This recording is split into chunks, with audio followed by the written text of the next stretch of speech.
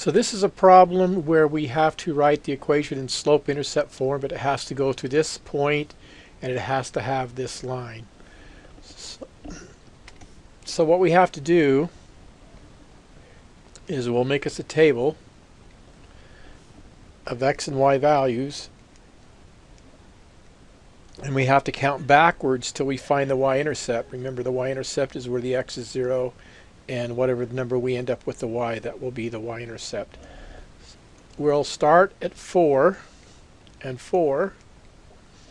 The x is positive, so this way I'm going to count by 4s, positive 4. And if I go this way, because the numerator is negative, I'm going to count down by 3. So if I add 4 to a negative 4, it's going to get me to 0. And if I take 4 and subtract 3, I get 1. So that is my y-intercept. So I'm going to write the equation. Y equals mx plus b. I will change the slope to negative 3/4, and the y-intercept will be this number right here. So my answer for this is y equals a negative 3/4x plus 1. A second type of a problem that you will have is when a graph is given and you're supposed to write the equation for the graph in slope-intercept form. Remember, slope-intercept form is y equals mx plus b. This means that we have to find the slope and we have to find the y-intercept. Now the y-intercept is the point on the line that crosses the y-axis, and we kind of lucked out. Looks like the y-intercept is actually 0. Now we have to find another point and be able to count, come up with two ordered pairs. I look right here, and if I follow this line down, the only other point I have is right here. Okay. Now we'll go ahead and make a table of values.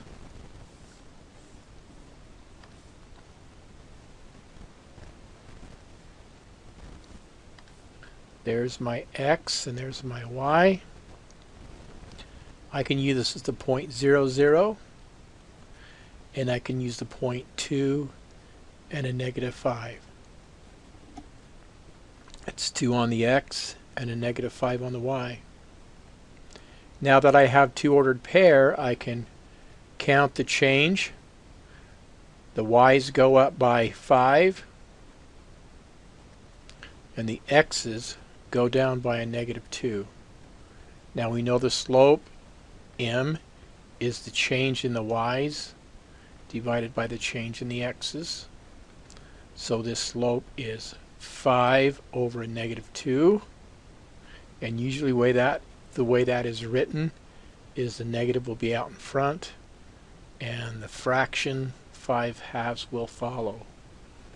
Now to get our final answer, we simply put the slope in where it's supposed to go and change the y-intercept to that number right there, which is 0. So y equals a negative 5 over 2x plus 0. Or you could write it as y equals a negative 5 over 2x. And because 0 has no value, there would be nothing there. The last type of problem I'd like to review is where you're given an equation and then you have to find the correct graph. To do this, what we want to do is create ourselves again a table, and I think tables are used almost on every problem that we've done so far on this review. So we choose 0 for our first x. Our next x will be a positive denominator, so we'll choose 2. The next x will be a negative 2. I will take a negative 1 divided by 2 times 0. Now on this one, the y-intercept happens to be 0, so it doesn't give any value. So my first ordered pair, that equals 0. So my first ordered pair is 0 and 0, and that does match with the y-intercept.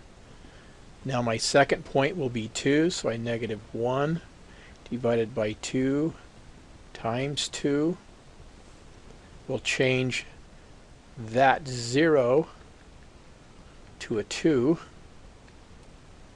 And when it's a 2, I get a negative 1. So I have a point of 2 and a negative 1. And now the third one that I need to find, I don't have any room here. I'm going to come over here to do it. I'll take a negative 1/2.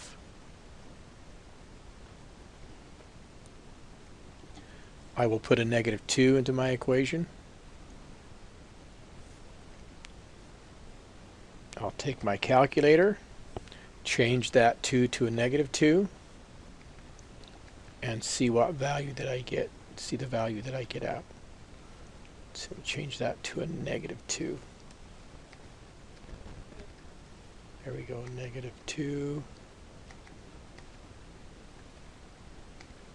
I get the value of 1. You can see the y-intercept's the same everywhere. It's 0 everywhere, so I can't use the y-intercept. So the slope says I need to look for the point 2, negative 1. These count by 2's, so there's 2, 4. That looks like a negative 1. And then I also need to count the negative 2. If I look at negative 2 and 1, you can see that it's right there because it's halfway between 0 and 2.